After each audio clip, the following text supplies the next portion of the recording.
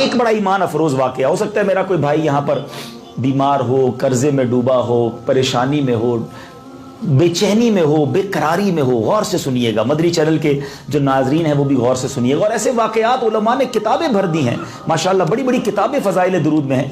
منقول ہے کہ ایک شخص بہت بڑا تاجر تھا، one of the biggest business man of that city, اس شہر کا بڑا بزنس مین تھا، اور اس کا امپورٹ کا کام بھی تھا، ایکسپورٹ کا کام بھی تھا، یعنی خشکی کے راستے سے بھی اور سمندری راستے سے بھی وہ مال بھیجتا تھا، منگواتا تھا.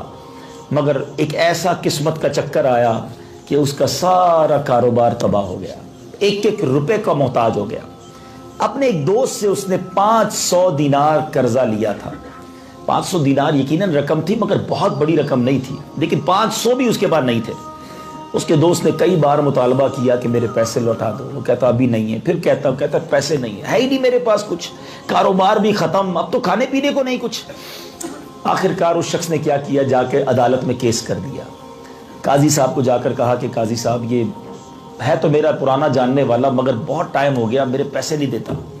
قاضی صاحب نے بلایا، کہا کہ پیسے دے دو ورنہ میں جیل میں ڈال دوں گا. کہا حضور پیسے تو ہے ہی نہیں، کاروبار وغیرہ سب ختم ہو گیا. تو کہا ٹھیک ہے پھر جیل میں جانے کے لیے تیار ہو جاؤ. کہا مجھے ایک رات کی اجازت دے دیں، ایک رات میں اپنے بیوی بچوں کے ساتھ گزار لوں، صبح آ کر میں نے آپ کو پیش ہی کرنا ہے، سرنڈر ہی ہونا ہے، پیسے نہیں دے سکوں گا، صبح بھی میں اپنی گرفتاری ہی دوں گا. تو قاضی صاحب کہتے ہیں اچھا ٹھیک ہے ایک رات کی اجازت دے دیتے ہیں، لیکن کوئی ضامن لے کر آؤ، کوئی گارنٹر لاؤ جو تمہاری اس بات کی ضمانت دے کہ تم صبح واپس آؤ گے، رات ہی رات بھاگ نہ جاؤ.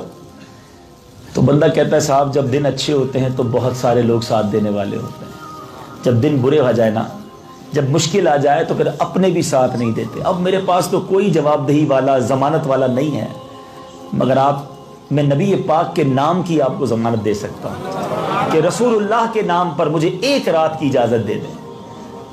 قاضی صاحب بھی مسلمان تھے، عاشق رسول تھے. کہا ٹھیک ہے ایک رات کی بات ہے چلے جاؤ. رات گیا گھر پہ تو بیوی بچوں نے دیکھا بڑا افسردہ چہرہ ہے، مایوسی چہرے پہ چھائی ہوئی ہے. گھر والے کہتے ہیں کیا بات ہے، کیوں پریشان نظر آ رہے ہو؟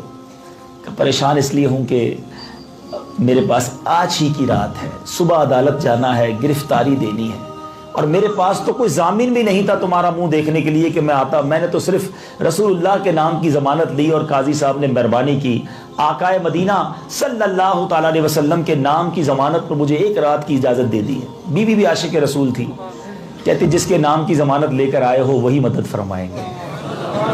اب وہ غریب آدمی تھا، پتا تھا لاسٹ نائٹ ہے، صبح گرفتاری ہے، پھر پتہ نہیں زندگی میں جیل سے نکل پاؤں گا کہ نہیں. ساری رات درود پڑھتا رہا، ہر درد کی دوا ہے صلی علی محمد. ساری رات درود پڑھتا رہا.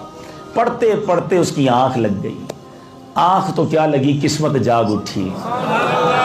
آقائے مدینہ صلی اللہ تعالیٰ علیہ وسلم نے فرمایا گھبراؤ نہیں، صبح اٹھ کر وزیر کے پاس جانا اور وزیر کو کہنا تمہارا قرض ادا کر دے. کہا حضور میں چلا تو جاؤں گا لیکن وزیر نے کوئی نشانی بھی تو مانگنی ہے نا. ہیں آپ کے پاس یا کسی کے پاس بھی کوئی شخص جا کر کہے رات نبی پاک نے کہا ہے مجھے پیسے دے دو، اتنا جلدی بندہ بلیف نہیں کرتا. تو پیارے آقا نے فرمایا وزیر کو کہنا تم روزانہ رات کو 1000 مرتبہ درود پاک پڑھتے ہو، کل رات بھی تم نے درود پڑھے تھے مگر گنتی بھول گئے تھے، کنفیوز تھے کہ گنتی پوری ہوئی ہے کہ نہیں ہوئی. رسول اللہ نے کہا ہے کہ تمہاری گنتی پوری تھی اور میری مدد کر دو. صبح اٹھا وزیر کے پاس گیا. وزیر کہیں جانے کے لیے تیاری کر رہا تھا، گھوڑا بھی تیار تھا، اس کے ساتھی بھی ریڈی تھے. کہ حضور ایک بات کرنی ہے آپ سے. کہ بات کرو.